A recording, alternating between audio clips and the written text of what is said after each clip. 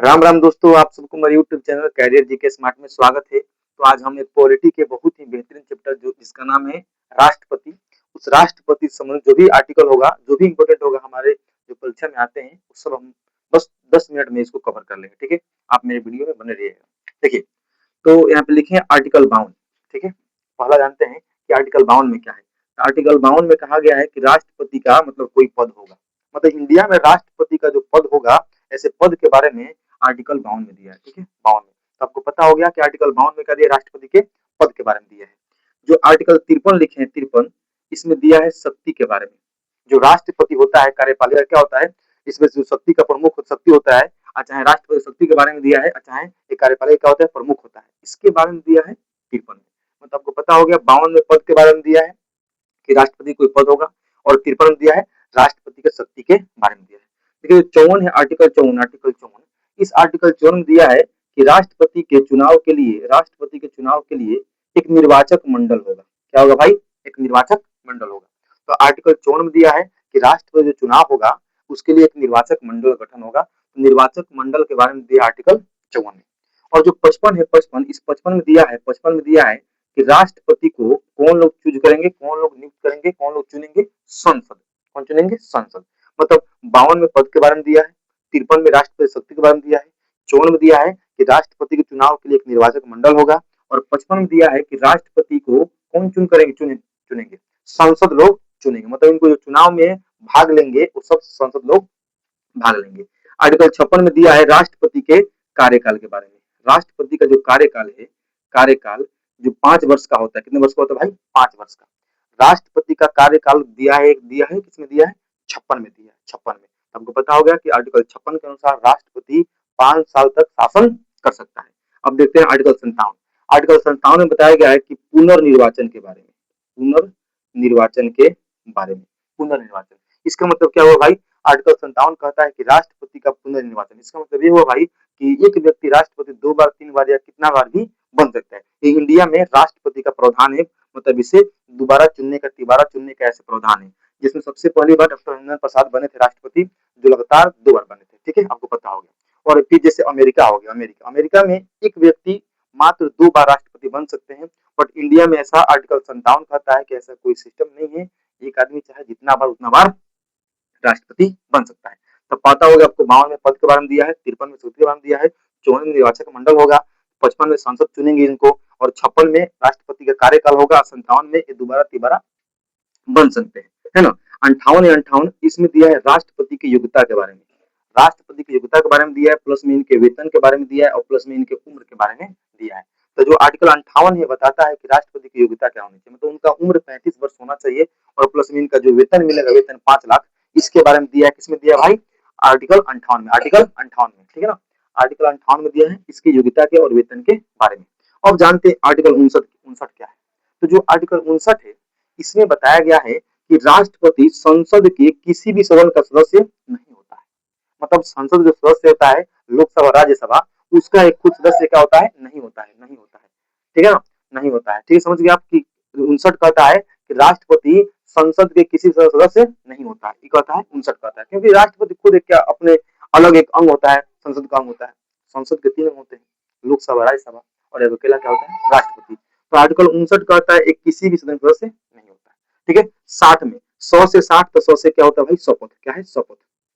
तो जो आर्टिकल 60 है, आर्टिकल 60 है, इसमें राष्ट्रपति के शपथ के बारे में बताया गया है। ठीक है भाई, जो आर्टिकल 60 है, 60 में क्या बताया गया है, शपथ के बारे में बताया गया है कि राष्ट्रपति को शपथ जो सुप्रीम कोर्ट होता है उसका मुख्य न्यायाधीश दिलाएगा। तो 100 से 60, 100 से शपथ, ये भी आपको पता हो गया। मतलब 52 में पद के बारे में दिया है, 53 में शक्ति के बारे में दिया है, 54 में निर्वाचक मंडल के बारे में दिया है, जो 55 है इसमें संसद चुनेगा बताया गया है, 56 में कार्यकाल 5 वर्ष का होगा। ठीक है, 57 में दोबारा तिबारा बन जाएंगे, पुनर्निर्वाचन के बारे में दिया है, 58 में योग्यता प्लस में वेतन के बारे में दिया है, 59 में संसद के किसी सदस्य नहीं होते हैं, और 60 में दिया है शपथ के बारे में। देखिए जो 61 इसमें दिया है महाभियोग, महाभियोग, महाभियोग की प्रक्रिया, जो महाभियोग की प्रक्रिया है वो दिया है आर्टिकल 61 में। देखिए भाई 61 में दिया है। मतलब राष्ट्रपति कोई गलती करते हैं, नियम को उल्लंघन करते हैं, तो उनपे महाभियोग लगाकर उनको राष्ट्रपति के पद से हटाया जा सकता है। आपको पता हो गया कि आर्टिकल 61 कहता है, आर्टिकल 61 कहता है कि राष्ट्रपति पर महाभियोग लगाया जा सकता है। आर्टिकल 65 क्या कहता है? आर्टिकल 65 में देखिए, आर्टिकल जो 65 इसमें बताया गया है कि बाय द वे राष्ट्रपति का पद खाली है, ठीक है, राष्ट्रपति का पद खाली है, ये राष्ट्रपति विदेश यात्रा पे गए हैं, तो उस वक्त जो इनका पद खाली होता है, इसके पद पे कौन संभालेगा? पद कौन संभालेगा? उपराष्ट्रपति, उपराष्ट्रपति। मतलब आर्टिकल 65 कहता है कि यदि राष्ट्रपति देश में नहीं है या उनका पद खाली है, तो उपराष्ट्रपति क्या करेगा? उसके पद को संभालेगा, ठीक है ना, आर्टिकल 65 के अनुसार। और आर्टिकल 70 कहता है, आर्टिकल 70 कि मान लेते सपोज ऐसा भी होता है कि राष्ट्रपति भी नहीं हो और क्या हो? उपराष्ट्रपति भी नहीं हो। मतलब आर्टिकल 70 कहता है कि जब राष्ट्रपति और प्लस में उपराष्ट्रपति ये दोनों नहीं हो, आर्टिकल 70 कहता है कि जब राष्ट्रपति और उपराष्ट्रपति दोनों नहीं हो, तो इसके पद को कौन संभालता है? कौन संभालता है? जो सुप्रीम कोर्ट का मुख्य न्यायाधीश होता है, वो संभालता है। मतलब 65 में बताया गया है कि जब राष्ट्रपति नहीं रहेगा तो उपराष्ट्रपति राष्ट्रपति के पद को संभालेगा। और 70 में बताया गया है कि जब राष्ट्रपति भी नहीं है और उपराष्ट्रपति भी नहीं है, तो इसके पद को जो सुप्रीम कोर्ट है इसका मुख्य न्यायाधीश संभालेगा। ये आपको समझ में आ गया, ठीक है। आर्टिकल 71 कहता है कि राष्ट्रपति से संबंधित जो भी विवाद होता है, इस विवाद का समाधान जो होगा कहाँ होगा भाई? ये सुप्रीम कोर्ट में होगा। सुप्रीम कोर्ट मतलब जो राष्ट्रपति के संबंधित विवाद है, जो भी विवाद होता है, इस विवाद का समाधान कहाँ होगा? सुप्रीम कोर्ट में होगा। ये आर्टिकल 71 कहता है। आपको याद रखना चाहिए कि आर्टिकल 71 में भी कहता है कि राष्ट्रपति हो चाहे उपराष्ट्रपति, ठीक है। मतलब समझ में आ गया आपको, राष्ट्रपति संबंधित विवाद हो चाहे उपराष्ट्रपति संबंधित विवाद हो, ये सारे विवाद का समाधान कहाँ होगा? सुप्रीम कोर्ट में होगा। मतलब 71 का आता है। और आर्टिकल 72 में बताया गया है क्षमादान के बारे में, ठीक है। आपको आसानी से याद हो जाएगा दोस्त, ठीक है ना, क्षमादान के बारे में। जो आर्टिकल 72 है इसमें बताया गया क्षमादान के बारे में बताया गया है कि मतलब राष्ट्रपति जो होता है क्षमा कर सकता है, जो गलतियां होती है उसको माफ कर सकता है, उम्र कैद को माफ कर सकता है। यहाँ तक कि इसमें दिया है मृत्यु दंड को भी राष्ट्रपति माफ करता है, मृत्यु दंड को राष्ट्रपति माफ कर सकता है, ठीक है ना।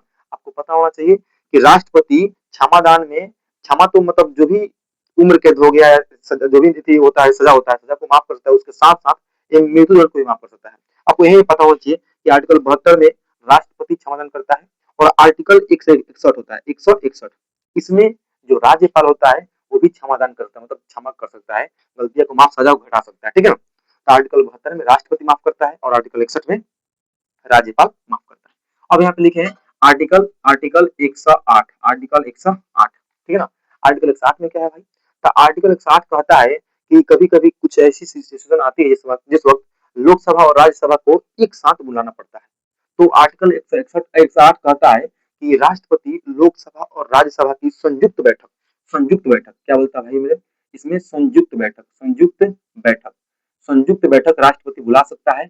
बट इसमें जो इसका अध्यक्ष होता है वो लोकसभा अध्यक्ष होता है।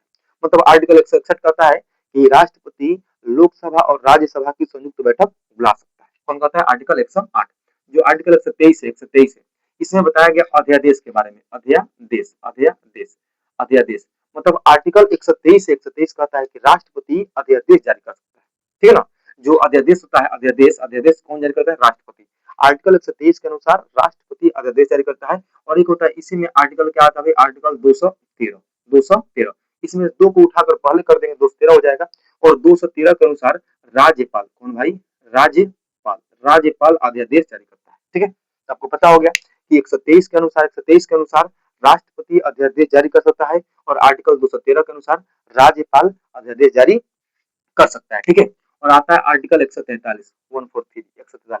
इसमें कहता है भाई, इसमें कहता है कि जो राष्ट्रपति होगा, जो सुप्रीम कोर्ट का मुख्य निर्देश होता है, इससे क्या हो सकता है भाई? सलाह ले सकता है, क्योंकि राष्ट्रपति बेचारा अकेला होता है, कोई भी काम, कोई भी डिसीजन करेगा, कोई भी लेगा डिसीजन, तो अकेले थोड़ा सा मुश्किल होता है। इसीलिए 143 में कहा गया है भाई कि राष्ट्रपति जो सर्वोच्च न्यायालय है, सुप्रीम कोर्ट, उसके मुख्य न्यायाधीश से सहायता सलाह ले सकता है, ठीक है। 143 कहता है। तो फिर आपको एक बार फिर से रिवीजन करा देते हैं, ठीक है ना। अच्छा, आपको पता होना चाहिए जो राष्ट्रपति है, राष्ट्रपति इसके पद के बारे में दिया है, किसमें दिया है? 52 में, ठीक है। एक बार रिवीजन करते हैं, एक बार हो जाएगा। राष्ट्रपति के पद के बारे में 52 में दिया है, शक्ति के बारे में 53 में दिया है, 54 में दिया है निर्वाचक मंडल दिया है, 55 में दिया है संसद चुनेगा, 56 में कहा है कि कार्यकाल कितने वर्ष होगा? 5 वर्ष का होगा, 57 में कहा है कि पुनर्निर्वाचन मतलब कितना बार बन सकता है भाई, 58 में इनकी योग्यता के बारे में, वेतन के बारे में, उम्र के बारे में दिया है, 59 में कहा है कि संसद के किस सदन सदस्य नहीं होता है, 60 में कहा है शपथ, 100 से 60, 100 से शपथ, तो शपथ में मतलब जो सुप्रीम कोर्ट के मुख्य न्यायाधीश वही शपथ दिलाते हैं। और 61 में कहा गया है महाभियोग, मतलब उल्लंघन करते हैं तो उनमें महाभियोग लगाकर उसके पद से उनको हटाया जाता है। और 65 में कहा गया है कि जब राष्ट्रपति नहीं रहेंगे तो उसके पद को उपराष्ट्रपति संभालेगा। 71 में कहा गया है कि राष्ट्रपति और उपराष्ट्रपति जब दोनों नहीं रहते हैं तो सुप्रीम कोर्ट का जो मुख्य है वो संभालेगा। और जो 71 कहता है 71 की मतलब मान लेते हैं कि राष्ट्रपति और उपराष्ट्रपति जो विवाद होता है इस विवाद का समाधान कहा होगा सुप्रीम कोर्ट में होगा। 72 में कहा गया क्षमादान के बारे में कि राष्ट्रपति क्षमादान कर सकता है, मृत्यु दंड को भी माफ कर सकता है। और यहीं पे 161 याद करेंगे, 161 में राज्यपाल माफ कर सकता है। फिर 108 में राष्ट्रपति होता है जो लोकसभा और राज्यसभा के संयुक्त बैठक को बुला सकता है। और 123 कहता है कि राष्ट्रपति अध्यादेश जारी करता है। और 143 कहता है कि सुप्रीम कोर्ट से राष्ट्रपति सलाह ले सकता है। और फिर 173 याद रखेंगे दोस्तों, राज्यपाल अध्यादेश जारी करता है। दोस्तों ये वीडियो मतलब काफी मतलब आपको याद हो गया होगा वीडियो में देखे तो मतलब ऐसा मतलब आपको लगता है कि मेरा वीडियो आपके लिए यूजफुल है तो आप मेरे चैनल को सब्सक्राइब कीजिए और कमेंट कीजिए कि ऐसे ही छोटे छोटे कंटेंट में लाऊं, डेली लाऊं, ठीक है ना। और फिर आपका जो भविष्य है उज्जवल होगा भाई, मेरे से जुड़े रहिए। धन्यवाद। आशा करूंगा आप मेरे चैनल को सब्सक्राइब करेंगे और फिर अपना ओपिनियन देंगे कि हम कैसे मतलब याद कराएं, याद हुआ या नहीं हुआ, ठीक है।